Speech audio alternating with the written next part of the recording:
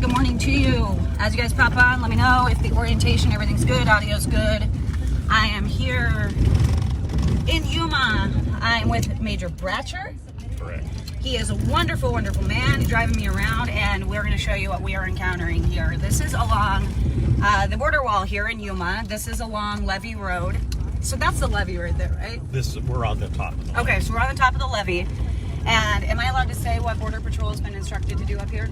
Yeah. Or should I keep it? Okay, so this morning, basically, Border Patrol had a little conversation, had a little meeting, and they basically said that Border Patrol is being instructed to stay off of the levee, to not come up here, to not help people, to not process these people, because basically it's becoming very normal for people to seek out border agents, and then to have expectations of transport, to have that expectation that there's going to be some form of being taken care of. Let me show you this. This is interesting. So these are kind of the shelters that they've already started. What? So that, I mean, that's not tinfoil. What is that, Mylar? That's an emergency blanket. Yeah. Where are they getting those? Border Patrol hands. Okay, so Border Patrol hands these out. We've seen a lot of food that community members have dropped off. Apparently this family is starting some sort of fire. We cooking over here, Major? I don't know. We don't know. I'm sure, guys. So good morning to you. Glad to have you along. If you're just joining, we are driving along the border wall in Yuma, Arizona, where we think there's about 4,000 people, right, in custody for Border Patrol. And that was yesterday. We've seen a lot of people come in. We just encountered that huge group sitting there waiting. So what will happen to them? They just sit there until they don't anymore? So either Border Patrol will come and pick them up and take them to their station for processing, Okay. or those people will get frustrated and try to travel on their own, or perhaps even return to Mexico, wherever they can find resources. But I mean, the reality is they're not going to go back to Mexico unless they're ordered to. Do you think? I mean, is that how often does that happen? I mean, I'm not trying to speculate or be a jerk, but like, if they crossed over here, you know, and through all of these conditions, I don't know if they really are like, let's go back there. No, I don't think that they would go back to stay. I think they would go back to obtain food or Okay. services or whatever, and then try again. Okay. If they're not picked up in a reasonable amount of time. So, but that's what's really interesting here. Like, we're talking about trying again. These people are all in the U.S. They can Absolutely. walk anywhere right now. And as we've already seen, there are some small groups that are splintering off and doing just that. So then what happens with those people? Because you can't just walk by them on the street and start shaking people down because they might look like a migrant, right? So what do you do? They're just in the interior, or what happens? And we've encountered them, and all we can do is point them towards Border Patrol. Okay. We've had multiple reports of groups down here calling for taxis. Yeah, that's and what the sheriff was taxis saying. are taking them to the Border Patrol. We've even had them show up at our jail to try and turn themselves in. And all we can do is point them towards Border Patrol. Wow. So for you guys in the Sheriff's Department, this is obviously your turf. Sorry guys, I'm putting this on my little selfie stick. It's a little easier. This is obviously your turf, your space, your community. So what does that feel like for you guys? They're gonna help some people or get swarmed. I imagine so, and you can see how many people we just passed, and there's one Border Patrol van that might take 10 or 12 at a time. Yeah. If any, at this point. Wow. Okay. So back to my question. Sorry, we digress a little bit. There was a Border Patrol van that just drove by, so I had a little bit of a squirrel moment. So how does it feel for you to be in this community and kind of, I mean, I don't want to put words in your mouth, but your hands are kind of tied. Like you said, you encounter them and all you can do is, point them to Border Patrol. So how does that feel being in the position that you're in a community you obviously love? You've been doing your job for 30 plus years. So how does it feel for you to do this job right now in this time that's really something we've experienced? Immigration ebbs and flows, right? But this is something we've never experienced. So how does that feel for you? So it's extremely frustrating, and I'll tell you, we've seen border issues before. We're not strangers to illegal immigration in Arizona. This is something that we're used to dealing with, but this time it's different. This time, what makes it different? It didn't need to happen. Why do you say that? What is, like, how could this have been prevented or mitigated or handled differently? Well, there was all kinds of programs in place that had basically taken a bad situation and made it manageable to where the border was effectively secured. So are you talking about Trump-era policies? I would that say were all basically overturned in the first 45 days, mostly. Overturned or intentionally undone. I would use the word intentionally undone. Okay. And this is a result of it. Okay. And it has overwhelmed our capability. It's overwhelmed the capabilities of Border Patrol and the government as a whole. And now I can only describe it as complete chaos. Okay. Now, there's a lot of people, that are like, wait, but the border's closed. And they're seeing this, and media's not really covering it. I open my AP app, I open my New York Times app, and not a mention of anything along the border or in Mexico, anything that we're dealing with on the immigration side. So what do you think about that? I mean, obviously I'm a journalist from independent journalists coming out here to do as much coverage as possible, try to help get the word out, which is very similar to what happened in Del Rio. So how do you feel with getting, with dealing with what you're dealing with and feeling almost like you're drowning and suffocating out here with nowhere to go and then having no response, really? Well, you watch the news and you see officials say the border is effectively secure or we have this under control. Basically, what would be the reason for them saying that? Because that's a bold-faced lie. It is a bold-faced lie, and they're intentionally trying to divert attention away from the problem that they've created.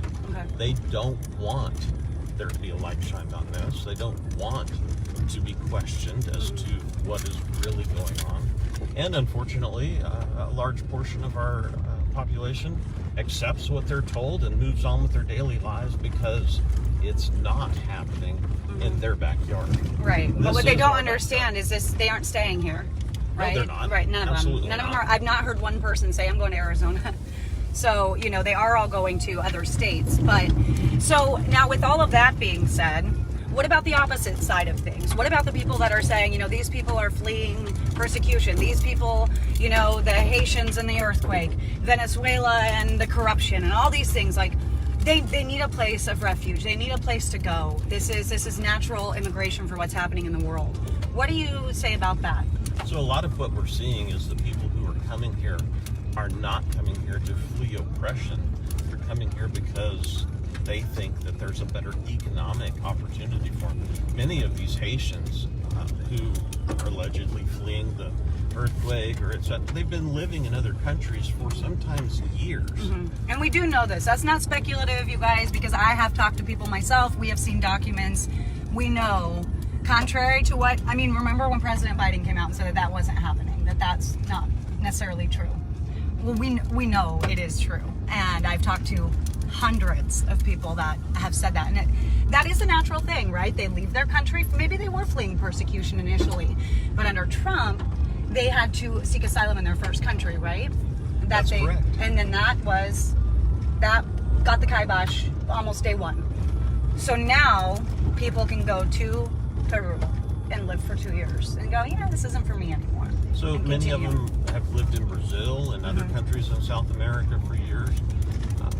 But you'll see all up and down the border here, before they're taken into custody by Border Patrol, they're dumping any documents that shows that they've been in other countries. So why is that? Is it so that they can say this is our first place that they're claiming asylum, or is it so that they can assume a different identity, or do we know why they're doing that? Because it doesn't matter if they were living somewhere else, but is it that they knew that from the former administration, so that's the assumption now, or do you know? Well, whoever is organizing this and encouraging these people is telling them these things in an effort to find loopholes or to exploit interpretations of the law.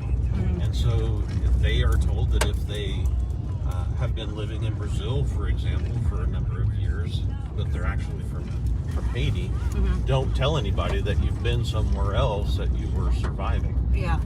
There's a lot of word of mouth action going on in these caravans and down in Mexico and in the Triangle. Like they absolutely know. And I know migrants that are in the process right now that have people in the States directing them. Friends. Like this, come now. Now's the time. This is what you do. It's easy. There's open border advocates and organizations who are actively recruiting recruiting people in Central American countries, for example, and encourage them to create these caravans and head this way. Really? And is it just incentive to get into the U.S., or are they paid, or like these groups? Because I know the like regular cast of characters, the Mojicas and the Luis Villagrands of the world that are running these caravans. But I know, like we were just talking, there's always a class system and the hierarchies always come. So they kind of started parting off, and leaders started forming these other groups. So you're saying that there are groups out there that will intentionally recruit people to form caravan. Now, is it because it's easier to transit in a caravan, or because most of the time the caravans get dismantled? Like they don't, right? 2019, where they rushed the border, that doesn't happen often. It doesn't happen as often. It is still happening. In fact, I heard reports of a rush in San Luis recently where they made it into town and were running through neighborhoods. At that point, what do you do? What do you do? Border Patrol's overwhelmed. They basically lose. So is this just a free-for-all, man? What's going on? Like, how can you guys do your job? How can Border Patrol do their job? MPP's back in place, right? Stay in Mexico, but we got no Border Patrol guys to turn them around. We got nobody to process them. We got nobody to read the criminals their Miranda rights. We got nothing. So what do we do? We've been on this levee now for 7 or 8 miles. And we've encountered group after group. And you've seen one Border Patrol vehicle the entire time. The Border Patrol is so overwhelmed that they cannot effectively police the border. They are 100% dedicated to processing person after person after person. And so it doesn't matter. The groups that we've seen this morning are probably people like you described, coming here for a better economic opportunity. But how do we know that the groups that are running through the fields or eluding aren't carrying pounds of fentanyl that are being smuggled into our inner cities?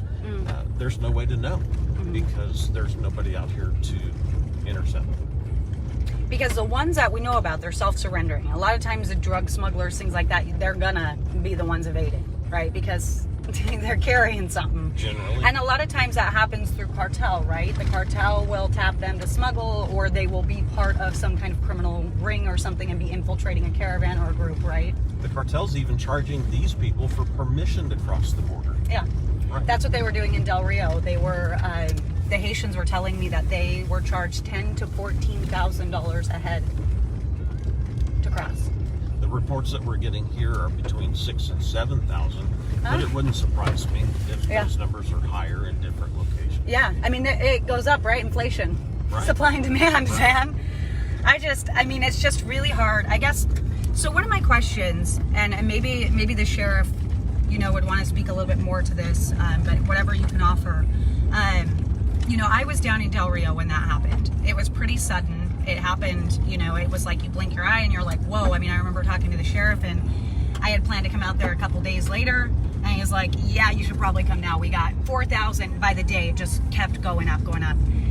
And, talking to him and understanding the situation and going through what everybody went through over that, week-long duration of that mess.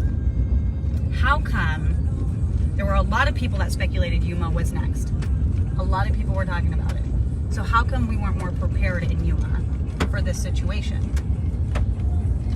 I don't think anybody can say it's a surprise that Yuma is next. What happens is when the federal government applies resources to hotspots, they just shift the problem. They don't solve the problem, they shift the problem. And so when resources are deployed to Del Rio, the cartels who are organizing this, they've got a network. Shift their approach, and they come to a different area where there are fewer resources. Okay. Now, I will say this. In years past, when we've seen this problem, Border Patrol was very quick to respond, very quick to send resources where they were needed. Was it because they weren't being utilized in all these other places, or why were they available then and they're not available to help now? I think because they had permission to secure the border and circumstance, you're finding out that the Border Patrol are being hamstrung by the administration and not given the resources to do the job. And they're never going to admit that I don't see it as anything but intentional. Okay. I did talk to I have talked to several border agents. Most of them do feel like they can't really do their job or a job at all right now. We talked about, Alejandro Mayorkas himself said that our immigration system was broken, right, during Del Rio. Since then, a couple months have passed. What has been implemented? What has been done with immigration reform outside of scrapping the visa renewal, offering money to families, telling Border Patrol they have to assess the situation for any possible trauma, basically in lieu of the family situation. And, so is that the immigration reform? It's making it harder for Border Patrol to do their job and making it easier for people to get in. I don't see where they've done anything that would secure the border. Yeah. I've only seen them undo things that had worked. Okay. So what do you think about MPP? Like, what does it legitimately do? What do you think about it being... because a lot of these people are saying they're rushing the border. Like, they were telling... The sheriff sent me a video of one gentleman saying that we're all coming now because of the law. So do you think that had they implemented MPP and maybe stacked these areas or something with people, that could have helped? Or, it just seems like they implemented this policy again, right? Reinstated it and kind of just walked away. And you guys were already having trouble. So the system is already so overwhelmed that it makes absolutely no difference what they've done at this point. It's all just a facade. Just lip service at that point. Like, hey, this is what we're doing for immigration reform, kind of thing. And it's not by the administration. The Supreme Court is doing this. The administration continuously is trying to overturn them. I think they're trying to undermine it, if anything. Well, they did say, right, with Title 42, and I don't know about MPP, but they did say, okay, well, we will continue to try to overturn this, but we'll implement it to our best abilities, which... Well, they have no more capabilities because they're so overwhelmed processing the people who have already come across. So what does that mean for people that are legally going through the process? Are they backlogged, or is that a different thing because they're not... Nobody really pays attention to them, and really, why bother going through the process to do it legally? There's no incentive to do it legally. Everything that is happening right now is being done illegally, and that seems to be working. Ugh. Gosh, I said it last night, I'll say it again, what a mess. There's not a lot of other ways to put it. Because again, no matter how you look at it, this situation is perpetuating a cycle of abuse in some cases. And, you looked at the caravan I was walking with, sick kids. This was in March of the Children. We had 5,000 people. More than 2,000 of them were children, right? Or I think 1,700 at one point were kids. Sick. I was watching kids bleed from their gums, right? Just by standards here in the U.S., anybody putting their kids through that CPS would be called. Certainly. Right? But then it's like, well, these people must be going through the worst case scenario. But then you talk to them and they just say, we just want to make money to have a better life. And they're putting their kids through that. So it's such a hard thing to... it's just so multi-layered, right?